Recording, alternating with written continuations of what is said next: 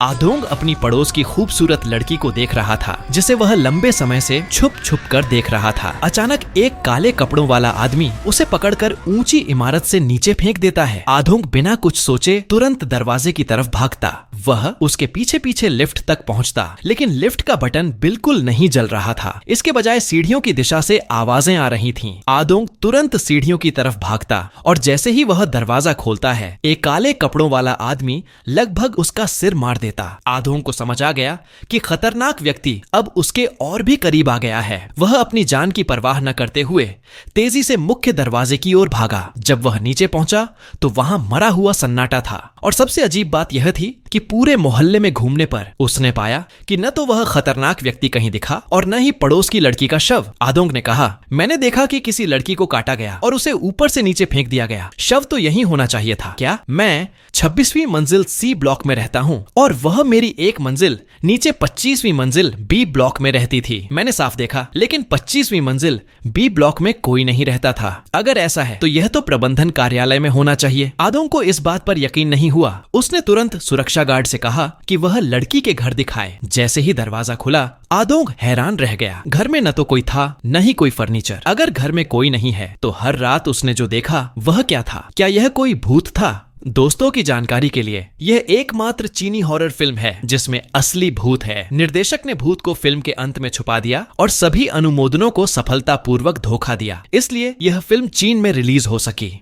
आदोंग जब सोता तो उसके कानों में अजीब आवाजें आती। जैसे ही वह जागता, वह सामने वाली लड़की को देखता, सफेद कपड़े में, लंबे बालों के साथ, लेकिन उसका चेहरा बिल्कुल फीका। आदोंग अक्सर बालकनी में अजीब चित्र बनाता था। चित्र में लड़की का आधा चेहरा दिखाई देता और उसकी आंखों से खून के आंसू बहते हैं। यह बहुत ही डरावना दिखता, लेकिन लड़की का असली अजीबपन यह था कि वह आधी रात में सोती नहीं थी। या तो वह फोन पर बात करती, या सेब खाती, या आईने में अपने बाल संवारती। अगर वह यह सब नहीं करती तो वह बालकनी में जाकर अकेले रात का दृश्य देखती। अचानक एक काले कपड़ों वाला आदमी लड़की के घर में घुसता और उसे क्रूरता से मारकर नीचे फेंक देता। और उस रात से आदोंग हर रात सपना देखता कि लड़की को मारा जा रहा है। यह उसे उसके पुराने गांव में हुए बुरे सपनों की याद दिलाता। और इस सब की शुरुआत उसके सबसे प्यारी दादी से हुई थी। दादी एक हादसे में मर गई थी और गांव वालों ने उन्हें पहाड़ की पीछे वाली जगह पर दफनाया। लेकिन दादी के दफनाने से 2 दिन पहले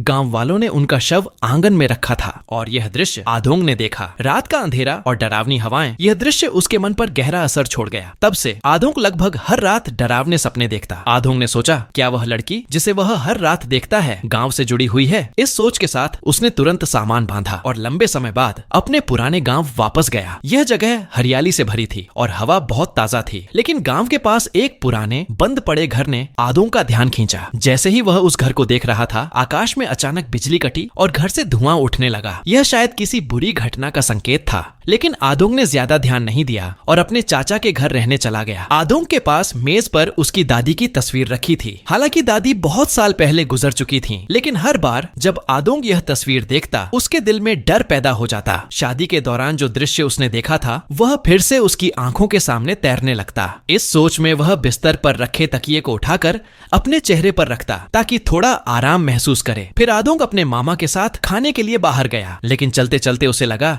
कि कोई उसे पीछे से देख रहा है। उस रात आदोंग ने फिर से डरावना सपना देखा। सपने में उसने दादी की तस्वीर देखी और अचानक एक अदृश्य ताकत ने उसे झकझोर कर जगा दिया। रात के इस समय बिस्तर के पास दादी की तस्वीर देखकर उसे बहुत अजीब और डरावना महसूस हुआ। तो आदोंग ने तस्वीर हटा दी और फिर से सोने के लिए बिस्तर पर लेट गया। लेकिन जैसे ही उसने सिर घुमाया, उसने देखा कि एक औरत खून से आंसू बहाती हुई पूरी तरह पीली उसे घूर रही थी। सौभाग्य से यह सिर्फ एक डरावना सपना था जिसमें सपना भी था। लेकिन जैसे ही वह सोता रहा, ऊपर से अचानक एक भूत जैसी परछाई चली गई। कमरे में धुंध फैल गई। आदोंग को अजीब लगने लगा और वह उस धुंध के पीछे पीछे गांव की ओर चल पड़ा। अचानक उसने खुद को उस पुराने परित्यक्त घर के सामने पाया। हालांकि यह घर बहुत समय से खाली था, लेकिन एक कमरे में रोशनी जल रही थी। यह देखकर आदोंग की जिज्ञासा बढ़ गई। वह दरवाजे की दरार से झांकने लगा और देखा कि एक खूबसूरत औरत कमरे में मौजूद थी। यह औरत, जिसे शाओयुए कहते थे, पूरे गांव के पुरुषों की पसंदीदा लड़की थी। आदोंग को यह देखकर डर लगा कि वह यहाँ क्यों है और उसके बाल सुखाते हुए नजर आना बिल्कुल नए घर में लौटने जैसा नहीं लग रहा था। अचानक कमरे में शोर मचा। एक आदमी हाथ में चाकू लेकर आया और श्याओ युए को मार डाला। आदोंग ने पूछा, तुम कल रात क्यों नहीं सोए? मैं तो जूली गांव गया था ना, तुम सिर्फ 2 घंटे से थोड़ा ज्यादा सोए। इस बात को सुनकर आदोंग समझ गया कि वह वास्तव में गांव नहीं गया था, बल्कि घर में ही डरावने सपने देख रहा था। लेकिन यह सपना इतना असली क्यों लग रहा था? अपने पति को शांत करने के लिए पत्नी ने उसे एक गीत सुनाया। गीत सुनते ही आदोंग को याद आया कि वह सपने में जो श्याओ युए देख रहा था वह असल में 20 साल पहले ही मर चुकी थी। उस समय सुंदर श्याओ युए ने गांव के एक आदमी से शादी की थी और दोनों खुशी खुशी रहते थे। लेकिन जब गांव में एक और खूबसूरत औरत आई तो अन्य पुरुष उसे देखकर लालायित हो गए। क्योंकि श्याओ युए का परिवार था, उन्होंने कुछ नहीं किया। लेकिन बाद में एक दिन श्याओ युए का पति मछली पकड़ते समय बिजली से मर गया। छोटी उम्र में श्याओ युए विधवा बन गई। यह खबर जैसे ही गांव में फैली, कुछ बूढ़े औरतों के लिए लालच पैदा हुआ। लेकिन श्याओ युए ने अपने पति के मरने के बाद भी खुद को साधारण नहीं रखा। जानते हुए कि कोई उसे देख रहा है और उसके पति अभी अभी मर चुके हैं, उसने शॉर्ट स्कर्ट पहनकर उन पुरुषों के सामने घूमना जारी रखा। उसका सुंदर और आकर्षक शरीर किसी भी पुरुष को देखकर उत्तेजित कर देता। गांव के लंबे समय से अकेले रहने वाले बूढ़े पुरुषों की तो बात ही अलग थी। वो रात ही एक बूढ़े आदमी जिसका नाम युआन एयर था, चोरी छिपे श्याओ युए के बिस्तर के पास आया। वो बस देखना चाहता था कि महिला क्या कर रही थी। लेकिन जैसे ही उसने पर्दा उठाया, उसने पूरे कमरे में खून और गंदगी देख ली। यह देखकर युआन एयर का मुंह खुला का खुला रह गया। उसने जल्दी से शराब पीकर हिम्मत जुटाई। लेकिन अगले ही पल शराब की बोतल का दीवार से टकराने की आवाज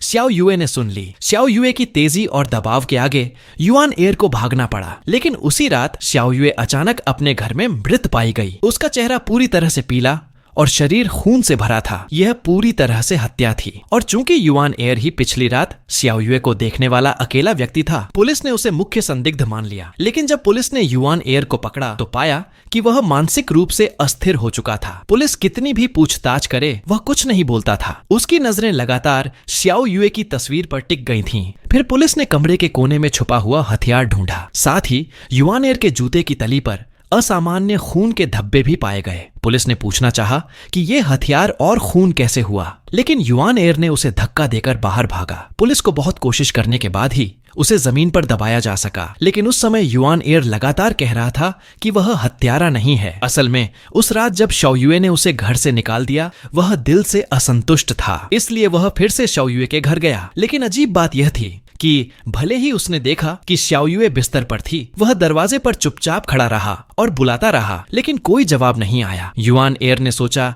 श्याओ युए सो रही है, इसलिए वह धीरे धीरे अंदर गया। जैसे ही उसने चादर उठाई, वह डर के मारे आधा मर गया। श्याओ युए बिना आवाज किए बिस्तर पर पड़ी थी और बिस्तर पर खून भरा हुआ था। यह देखकर युआन एयर तुरंत भाग गया और उसी दिन से वह पागल हो गया। अब यह मामला 20 साल से अधिक पुराना हो चुका है, लेकिन श्याओ युए को मारने वाला हत्यारा अब तक बाहर घूम रहा है। श्याओ युए की कहानी याद करके अडोंग को अचानक एहसास हुआ कि वह महिला जिसे काले कपड़े वाला आदमी ऊंची बिल्डिंग से फेंकता दिखा, संभवतः श्याओ युए से जुड़ी हो सकती है। सच्चाई जानने के लिए वह अकेले उस पुराने वीरान घर में गया। यही श्याओ युए का घर था। लेकिन जैसे ही वह वहां पहुंचा, दरवाजा अचानक बंद हो गया। श्याओ युए की आत्मा उसके सामने आ गई और उसके दिमाग में अचानक बचपन की यादें उमड़ने लगीं। एक रात छोटे अडोंग ने वहां से गुजरते हुए देखा कि एक आदमी हाथ में कुल्हाड़ी लिए छुप छुप कर उसे कुएं में फेंक रहा था। यह देखकर अगले दिन अडोंग ने पुलिस बुलाई। कुछ समय बाद पुलिस ने वास्तव में कुएं में कुल्हाड़ी ढूंढ ली। 20 साल बाद उस समय पूरे गांव को हिला देने वाली हत्या के मामले में अंततः सुराग मिल गया। इसके बाद कप्तान पुराने वंग ने तुरंत पुलिस बल लगाया ताकि जल्द से जल्द हत्यारे को पकड़ा जा सके।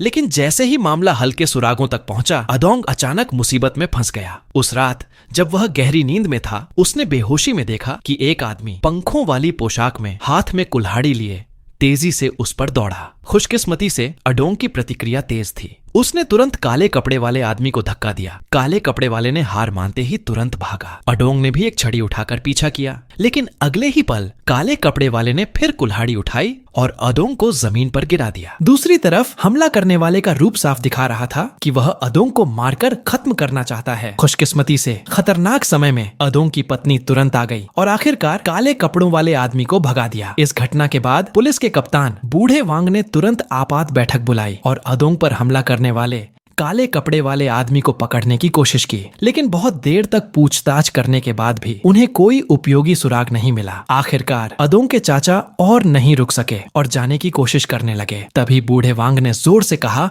और उन्हें रोका। फेंग सर, मत जाओ, मुझसे अभी कुछ सवाल हैं। तुम्हारे पास काली पंख वाली पोशाक नहीं है? तुम्हारा क्या मतलब है? हाओ डोंग मेरा भांजा है, लेकिन मुझे पता है कि तुम हमारे काउंटी टीचर कॉलेज की पुरानी क्लासमेट हो, क्लास 70-9। और संयोग से लुओ शियाओ युए भी हमारे काउंटी टीचर कॉलेज में प्री स्कूल शिक्षा पढ़ चुकी है। तुम दोनों पहले से जानते हो ना? झूठ मत फैलाओ। इतनी सारी काली पंख वाली पोशाकें बहुत लोगों के पास हैं। जांच से कोई फायदा नहीं हुआ तो पुलिस ने गांव के रास्ते पर चेक पॉइंट लगाया और हर उस गांव वाले से पूछताछ की जो जाने की कोशिश कर रहा था। सचमुच एक बस में उन्हें लाओ झांग नाम का आदमी मिला जो शियाओ युए की मौत से काफी जुड़ा हुआ लगता था। पूछताछ के बाद लाओ झांग ने सब कुछ कबूल कर लिया। उस समय गांव के अन्य पुरुषों की तरह वह भी लंबे समय से शियाओ युए पर नजर रख रहा था, क्योंकि शियाओ युए का पति हाल ही में मर चुका था। उसने सोचा कि वह उससे दिल की बातें करने आए, लेकिन जब वह वहां पहुंचा तो देखा कि न केवल दरवाजा खुला था बल्कि शियाओ युए केवल टैंक टॉप और शॉर्ट्स पहने थी। यह देखकर लाओ झांग अपनी इच्छा पर काबू नहीं रख सका और उसने शियाओ युए को अपनी भावनाएं बता दी। लेकिन शियाओ युए धीरे धीरे उसके सामने आई और बोली, क्या तुम इसके योग्य हो? तुम्हारे जियुली गांव के पुरुषों में कोई भी अच्छा नहीं है और तुम गांव के अधिकारी के नौकर अपनी कमर भी संभाल नहीं सकते। क्या सोच रहे थे? मैं खुद को बचा सकती थी। क्या तुम सोचते हो कि मुझे नहीं पता? तुम्हारा आदमी मर चुका है, तुम भी नहीं टिक पाई, तुमने दरवाजा तक नहीं बंद किया। तुम किसका इंतजार कर रही हो? तुम गंदी औरत, तुम गंदी औरत। आह, दिल दहला देने वाली चीख के साथ लाओ झांग ने शियाओ युए को चाकू से मार डाला। वह बहुत क्रोध और दुख के साथ मरी और मरने के बाद उसकी आत्मा रेस्टलेस हो गई। लगातार अदोंग को परेशान कर रही थी ताकि वह उसका बदला ले, लेकिन अदोंग समझ नहीं पा रहा था कि शियाओ युए की आत्मा ने उसे क्यों चुना, किसी और को क्यों नहीं। और अजीब बात यह थी कि हत्यारा पहले ही पकड़ लिया गया था। फिर भी आधी रात को अदोंग के सामने दिखाई दिया, जिससे वह सीधे अपने सपने से जाग गया। तब तक जब तक अदोंग ने एक बॉक्स में अपने बचपन की चीजें नहीं ढूंढी, तब जाकर उसे सब कुछ याद आया। असल में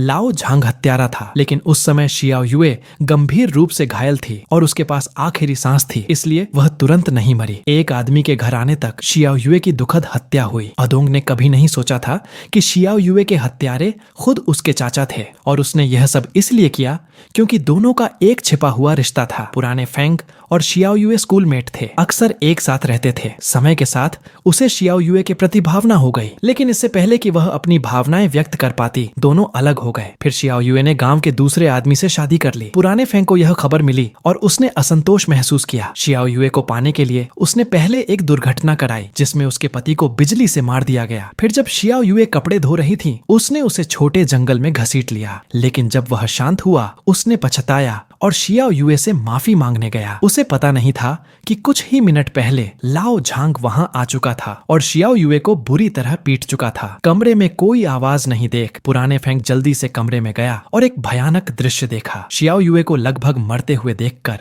पुराने फेंग पूरी तरह घबरा गए। उन्हें पता था कि भले ही उन्होंने खुद उसे नहीं मारा, यह मामला उनके साथ जुड़ा हुआ था, तो उन्होंने हत्या कर दी, सबूत छुपा दिए और ऐसा अभिनय किया कि कुछ हुआ ही नहीं, अपनी खुशहाल जिंदगी जीते रहे। लेकिन पुराने फेंग ने कभी नहीं सोचा था कि उनकी सारी हरकतें छोटे अदोंग की आंखों के सामने थीं। अपने चाचा का ऐसा भद्दा रूप देखकर अदोंग के दिल में गहरा अटूट छाया रह गई। और क्योंकि वह इकलौता गवाह था, शियाओ युए की आत्मा उसे लगातार परेशान करती रही। समय के साथ अदोंग ये भी नहीं पहचान पाया कि यह एक डरावना सपना है या शियाओ युए की आत्मा सच में उसके पास है। ठीक है, आज की कहानी यहीं खत्म होती है। अगले एपिसोड में मिलते हैं।